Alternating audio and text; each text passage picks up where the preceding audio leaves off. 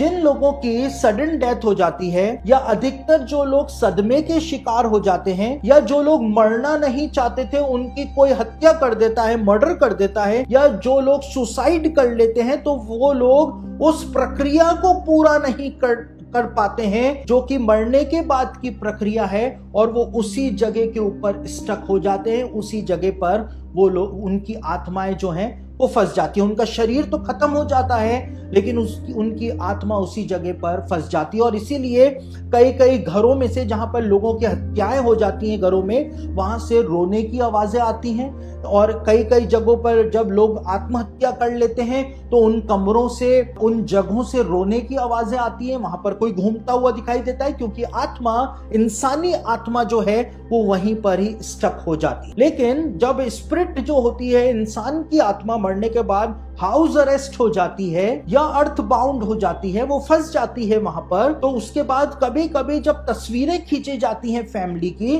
तो उन फैमिली की तस्वीरों में वो व्यक्ति की आत्मा जो है वो खड़े हुए दिखाई देती है। महाराष्ट्र की वो लेडी है, प्राइवेसी की वजह से उनका नाम, पता, ठिकाना मैं कुछ भी नहीं बता सकता हूं, लेकिन उन्होंने एक तस्वीर मुझको भेजी। जब उन्होंने उस तस्वीर को खिंचवाया, उनके पति की मृत्यु हो चुकी थी कई साल पहले, लेकिन कई साल बाद जब उस तस्वीर को खींचा गया तो तस्वीर में पीछे की तरफ वो घर के बाहर खड़ी हैं और जाली के दरवाजे में से पीछे की तरफ एक साया जो है, सफेद साया जो है वो खड़ा हुआ दिखाई दे रहा है। वो बताती हैं कि वही, वो पूरा स्ट्रक्चर जो है, शक्ल सूरत जो है वो उनके पति की है। उनके पति जो है तस्वीर में घर के अंदर खड़े हुए दिखाई दे रहे हैं। क्यों दिखाई दे रहे हैं? क्योंकि उसी घर के अंदर उनके पति जो थे उन्होंने आत्महत्या करी थी, उन्होंने सुसाइड किया था। तो अर्थ बाउंड या हाउस अरेस्ट जो है स्प्लिट हो जाती है।